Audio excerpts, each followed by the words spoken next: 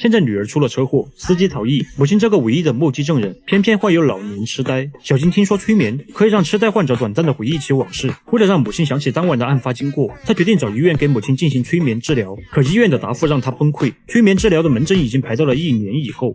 내년 가을이면 우리 엄니 이 세상에 안 계실지도 모르는데 怎么办呢？聪明的小金决定亲自催眠母亲。他通过量子原理和百波效应完全自由摆动的原理，终于。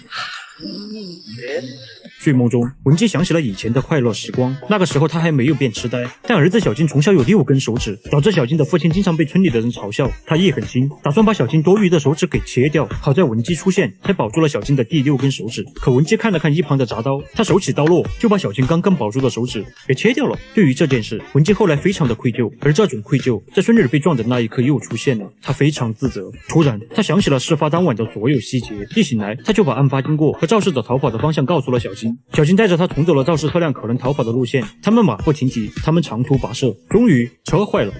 他们找了好久，找到天都黑了，终于是找到一个修车店。这时，小金注意到这穷乡僻壤的只有这一家修车店，而且还晚上营业。他觉得肇事车辆很有可能在这里维修过。经过一番寻找，他果然在这里找到了一个换下来的保险杠，正好跟他手中的碎片匹配。而他一转头，看到母亲写了4个数字1155，小金恍然大悟，原来母亲一直说的11点55不是时间，而是车牌号。看瞒不下去了，修理工说出了真相。那天晚上，一个女人过来修车，说是撞上了油桶，但修理工发现上面有很多血迹，女人叫他不要上报，给了他一笔封口费。修理工良心不安，记下了女人的信息，终于是找到了肇事者。他立刻打给警察朋友老姜，老姜说他马上去查，但没多久意外出现了。小金接到一个电话，这个女司机竟然跑到医院来自首了，奇怪，有这么巧吗？刚把他找出来，他就来自首了。小金觉得事有蹊跷，果然他查到了这辆车购买的保险，投保人竟然是老姜。原来案发当晚开车的不是女人，而是老姜。小金很气愤，这段时间老姜看似在帮助他，实际上是把他越带越偏。